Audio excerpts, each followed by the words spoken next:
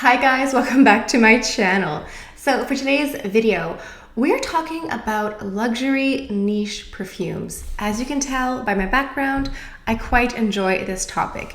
But before we go any further in the video, let's take a second to grab our iced coffee or a hot coffee. Let's have a sip and let's get started. So specifically today, I want to talk about several niche fragrances, and I got them through a company called Yuniqu. This is a German-based monthly subscription perfume company, so you can sign up and get a luxury niche fragrance every month in these lovely travel size containers here.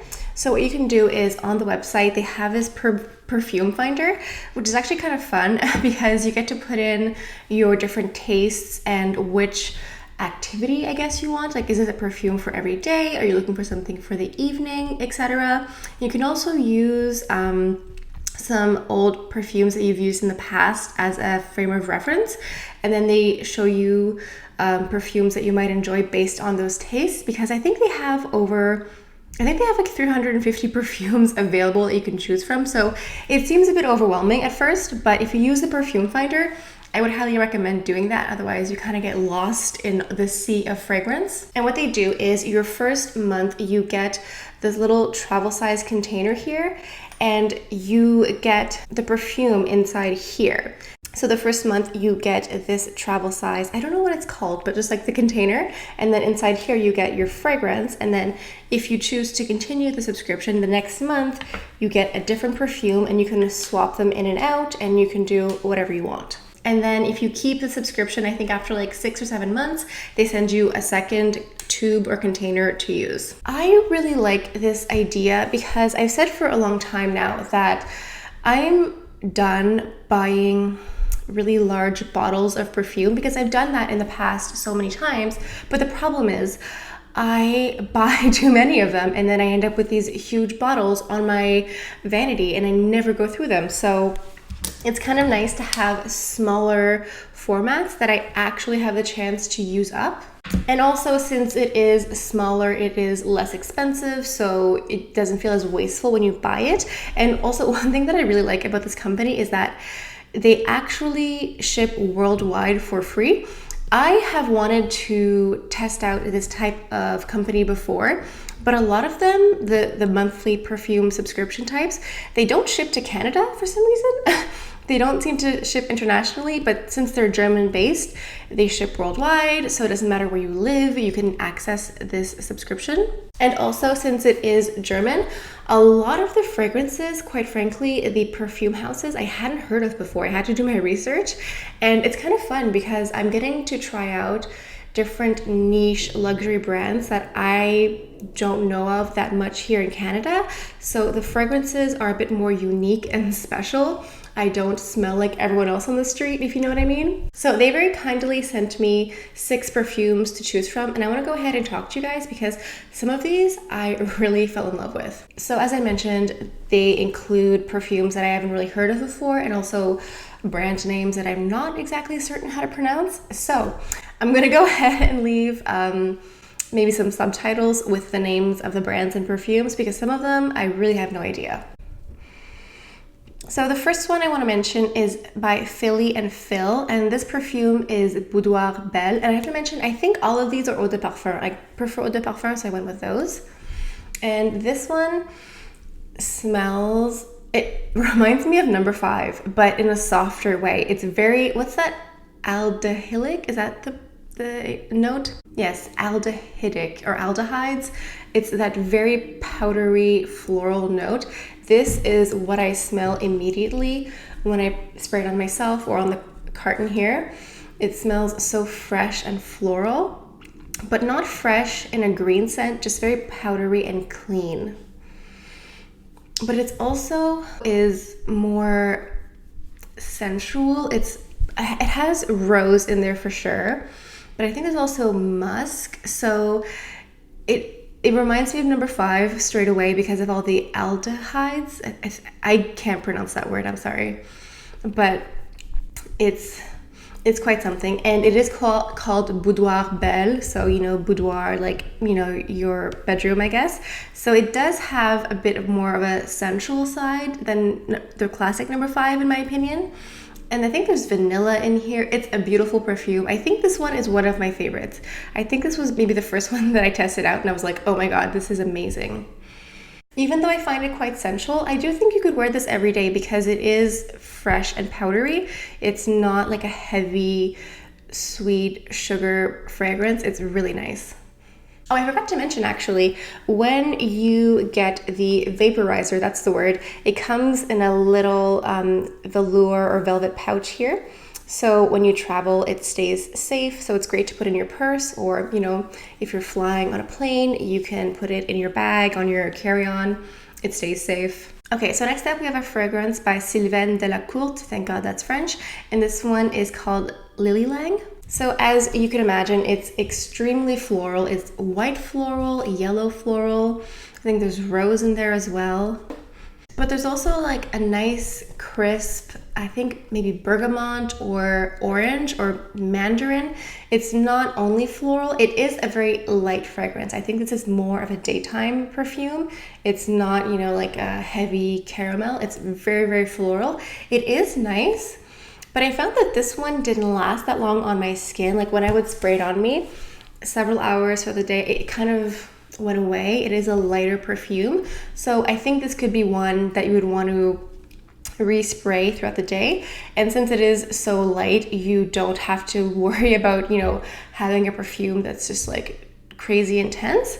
And since it is in the small travel size, it is easy to reapply during the day. Okay, so next up we have one by NEJMA.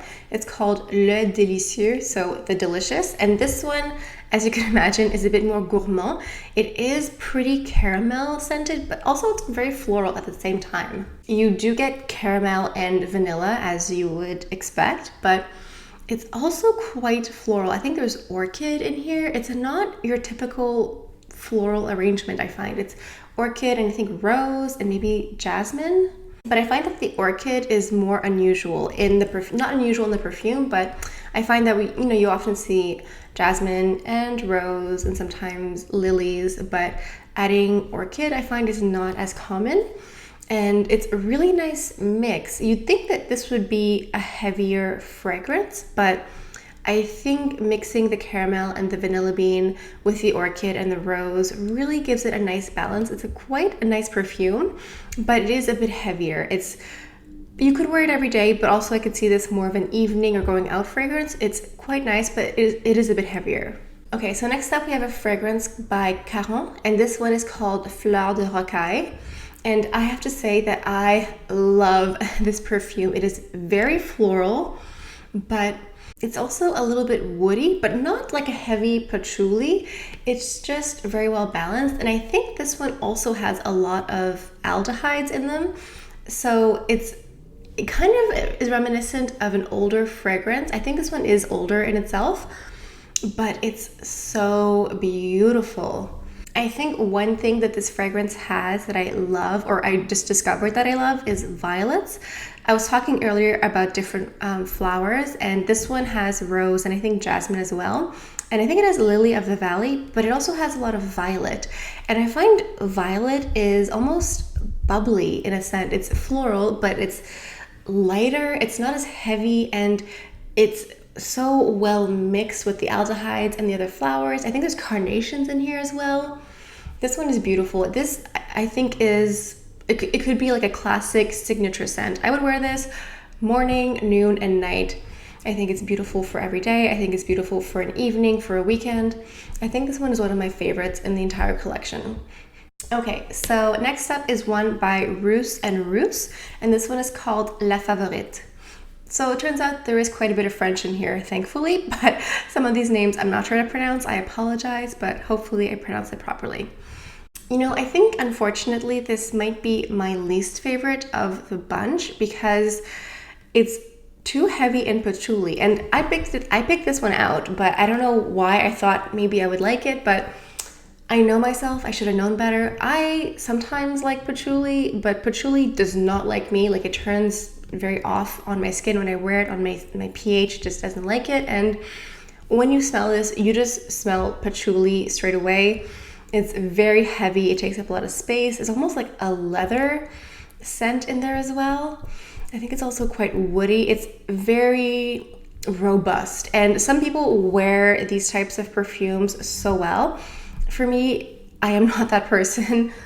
I definitely like more floral and sweet gourmand perfumes. This one is not for me, but if you love patchouli, this one's for you. Okay, so last but not least is one by Parfums de Marly, and this one is called Delina. You guys might have heard of this one. This smells so beautiful. And I mean beautiful because when I picture this perfume, I picture a very beautiful woman. It smells so incredibly feminine. It smells floral and sweet, but not a sugary sweet, more like a bubbly, fruity scent. If I'm not mistaken, the full-size bottle is completely pink, and this is very fitting. This is a pink, feminine, frilly, girly perfume. This is for a woman who is unabashedly feminine and girly. There's no questions about that. It's also fruity. I think there's lychee and also rhubarb in here, which is very interesting. I don't know if I have any perfumes with rhubarb in them except for this one. And it brings a nice crisp, bubbly scent without making it like a heavy, sugary sweet. It kind of lightens it. This one is absolutely beautiful. I don't want to say it's basic, but I think this could be a perfume that a lot of people would like. It's not super complicated. I mean, it is a very beautiful, complex, niche fragrance, but it just smells so incredibly beautiful. And again, it's so feminine and girly. It's wonderful. I think a lot of people would like this one.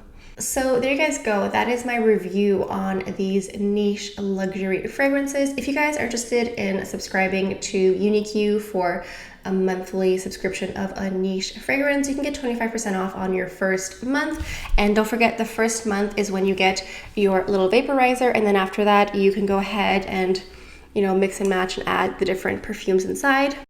I think if you like luxury fragrances, if you like niche fragrances, it's a good idea to test this out, because that way you can try different mini versions before buying a full size, or maybe just stick to buying miniature sizes, because if you're anything like me, you probably have more perfume than you can run through in your entire life. So it's kind of fun to just get the smaller versions. Anyway, let me know down in the comments what you guys think of today's video. Let me know which one was your favorite perfume. Which of these perfumes have you tried before? Have you heard of these niche luxury brands before? Let us know down in the comments. All right, I think this about does it for today's video. A special thank you to Yuniqu for sending me these perfumes to review. I quite enjoyed them. So I hope you guys have a beautiful day, and I'll see you guys next time. Bye.